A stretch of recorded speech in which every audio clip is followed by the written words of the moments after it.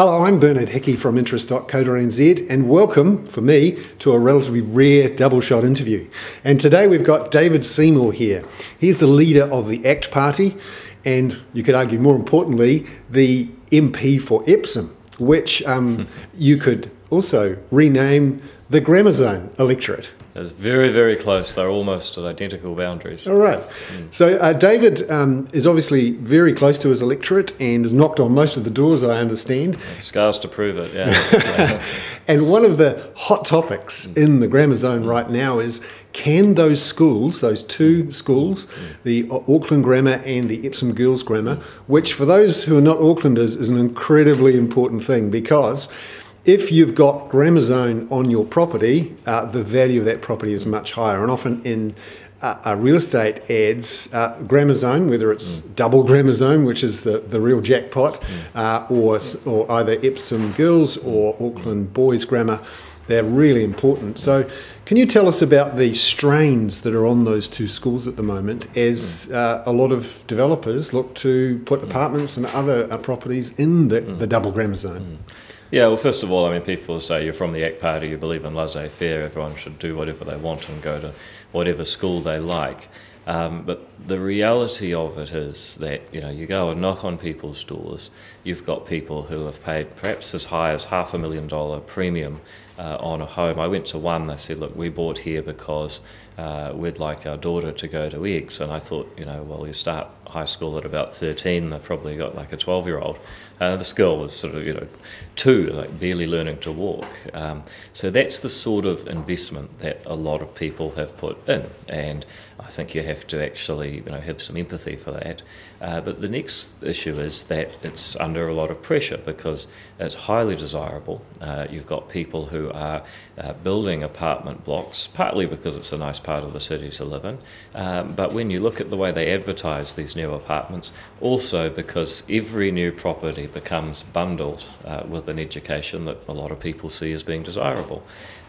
So then you say, okay, if you're going to continue this process, the schools eventually burst. You've got Auckland Grammar now at about 2,600, thinks they're going to get to 3,000. Epsom Girls Grammar at 2,200. They're really coming up against space constraints. And then even if they can afford the buildings, which Grammar has been able to fundraise a lot, eggs less so, you then come under enormous lack of space, and just how many kids can you manage in one school? Is it, 5,000? Is that really still a school? So these are some of the challenges, and once you come to the possible solutions, none of them are easy, but it's a conversation that needs to be had. So firstly, simply why can't the schools build out or up? So far as building out, there's just not a lot of vacant property. Up is more interesting. In at least one case, the school is constrained by height limits, and that's something that perhaps the proposed Auckland Unitary Plan needs to revise, because it's in Newmarket. It's not as though it's in a sort of leafy street. This particular school is next to a bunch of sort of commercial and light industrial style buildings. So that would help, but even then you need the money, and so it's a question of whether the government is going to view expansion of these popular schools as being able to contest for funding with the 9 new schools that the government would like to build in Auckland. So what about the idea of building a new school in the Grammar Zone, a third grammar school? Well, you can do that. First of all, there is very limited property. I mean, this is the most densely populated electorate in the country. Some people would say Auckland Central, but they include Great Barrier Islands. So, okay, so it's one of the densest areas in the country. There's not a lot of spare land, but let's say you could find that, for instance, the Auckland University Epsom campus. You've then got the issue of how is that going to interact with the other schools? Will it be a junior or a senior school that feeds or finishes off the other two? Will it just be a third competitor? And then will people who, like the couple I spoke about in the beginning, find themselves having been shifted out of that zone? Some people would say, yeah, that's tough. But I would say that you've got to have a bit of empathy for people that make long-term plans around their lives and their property decisions. So what do you think the solution is then if you can't expand these schools and you've got a lot of people moving into the zone who are new, into new apartments, new townhouses? What do you think should be done? Well, there's basically three. I mean, first of all, the schools can expand somewhat, but that's not an indefinite solution, and getting them some more money might be an option there. Another, and perhaps restricting some of those height limits would help. Another is actually stopping the intensification. I mean, I don't believe that in, say, 50 years' time, when we're a society with vastly more sophisticated transport, that people will be as attracted to living so intensely. I think actually as transport technology improves, as it has for the last 200 years, people will respond as they have for the last 200 years by saying, that's great, we can travel farther and faster and we're going to consume more space. So stopping the rate of intensification is one option. And I've suggested one way you might do that through education. Hang on a minute, haven't you said that the RMA should be relaxed, that developers should build a lot more houses? That part of the problem with the Auckland housing problem is that we don't have enough supply. So surely allowing more intensification and sprawl is the way to deal with Auckland's housing problem. Sure, but if you had no RMA, one thing I can guarantee you is that the Epsom electorate suburbs, Epsom, Mount Eden, Parnell, Remuera, would all have extensive covenants to protect the character of their communities. That has been effectively legislated away. You have a zoning and planning regime, and to say that we are going to dramatically change the character of the community that you bought into, up to a point, is fine, because nothing is static. Everybody expects development to occur. But aren't you just enabling the NIMBYs of Auckland? Well, the reason that people in the Epsom electorate say not in my backyard is that for the most part they've already got an infill house there. It's an extremely densely populated area. I'm in favour of people being able to protect the level of noise, traffic, shading, basic things that directly affect their property.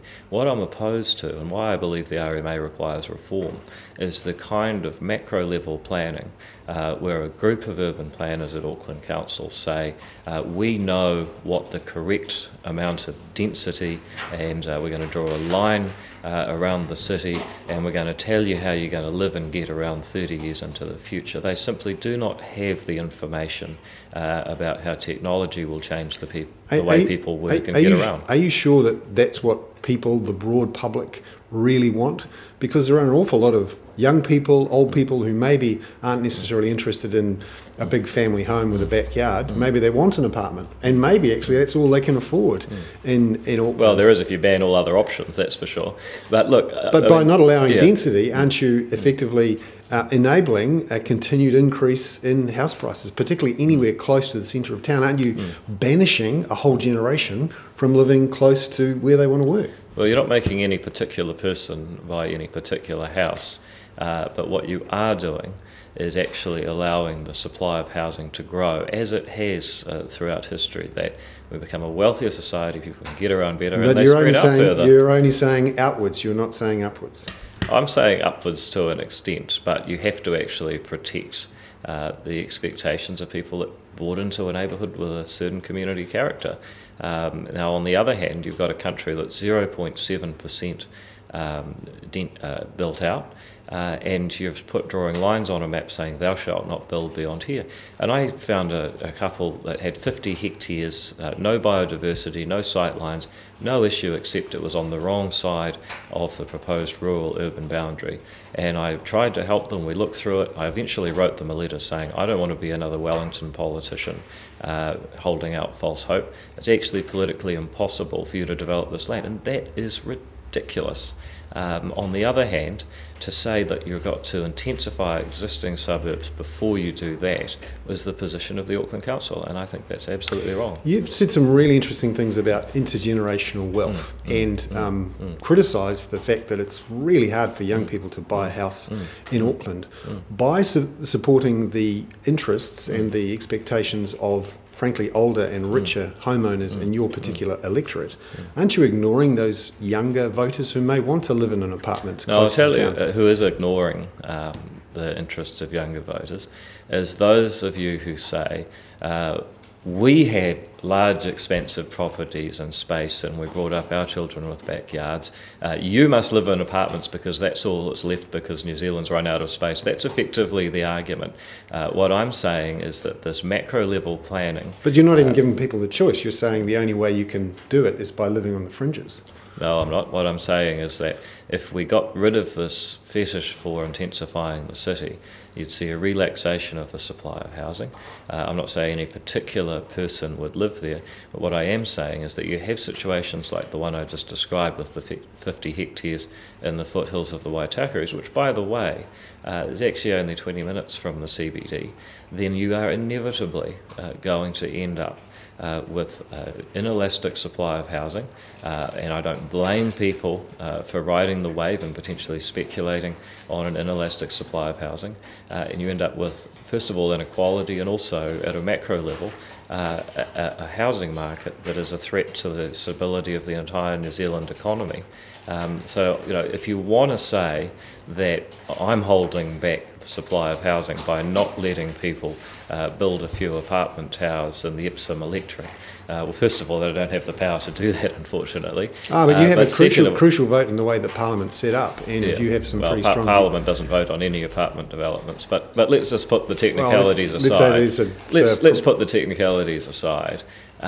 What is really happening is that you've got a planning ethos that says we know what the density of Auckland should be in 30 years' time, and by doing that they've mismatched supply and demand and pushed the market through the roof. I'm just interested in protecting people's interest to have their property not directly affected in an adverse and unexpected way. But on the other side of the coin, what about those people who would actually like to take advantage of the increase in land values that you would get if you were to allow more density in those areas? Because it's amazing how those NIMBY objections dissolve when a developer comes and says, actually, I can pay an awful lot more for your land and the land of your neighbours if I'm allowed to buy them all out. Yeah, it's kind of interesting. You would think that, and that's kind of the neoclassical economic model, but it's not the only value people have.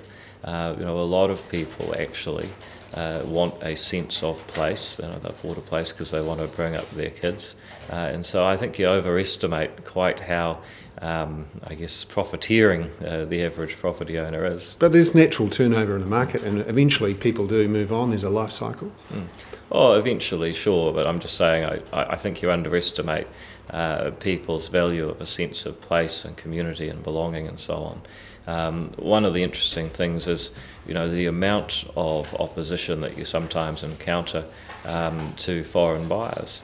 And you might think, by your standards, people would be absolutely delighted queuing up to sell their house to a foreign buyer. But what they actually see is properties that end up lying empty in their neighbourhood, and the grass gets overgrown, and suddenly their sense of place and sense of neighbourhood is eroded, and they don't like that. So all I'm saying is that it's not only financial gain that people consider when they look at development. So would you like to allow residents the opportunity to have covenants about, for example, new entrants coming in, foreign buyers? You're not suggesting that, are you? Well, there's an interesting possibility. No, I'm not suggesting that. But if you want to push the thought experiment, then what you find is that there's a range of considerations that people have, and you can be as free market as you like, and I'm more so than most. But if you want to have a market, you've got to have exchange. If you want to have exchange, you've got to have secure property rights. And if you want to have property rights, then you have to have some expectation of what the surrounds of your property are. Now, should that go all the way along your street, or should it be purely within the boundary lines of your title? There's no correct answer to that, but what you can take are the pre-existing conditions that people bought into. Doesn't that lock it in forever? No, it means that people are going to find a balance between the strength of property rights that allows them to do whatever they like on their patch, and also the strength of property rights that allows them to have some predictability around where they are. And if you go absolutely to one extreme of that spectrum, then you could have a whole street that bans all development in perpetuity. I don't think that anybody, even in the Epsom electorate, wants that.